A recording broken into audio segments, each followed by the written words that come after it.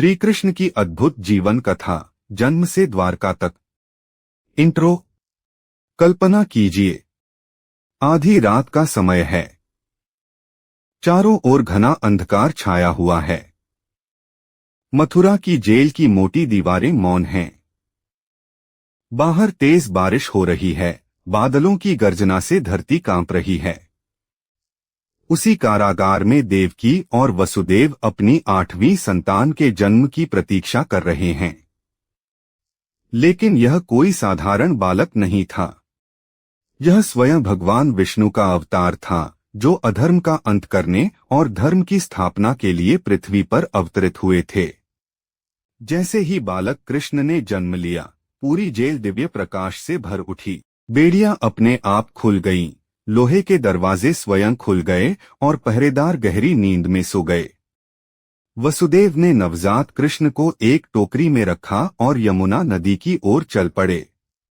रास्ते में यमुना उफान पर थी, लेकिन जैसे ही वसुदेव जल में उतरे, नदी का जल शांत हो गया।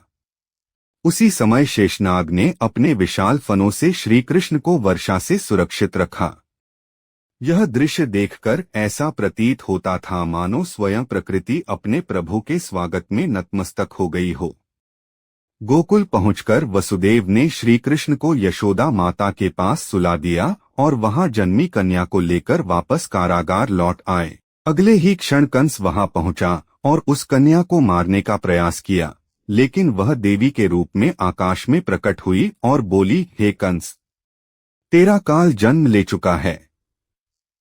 यहीं से आरंभ होती है भगवान श्री कृष्ण की वह अद्भुत यात्रा, जिसने पूरे संसार को प्रेम, भक्ति, धर्म और कर्म का अमर संदेश दिया।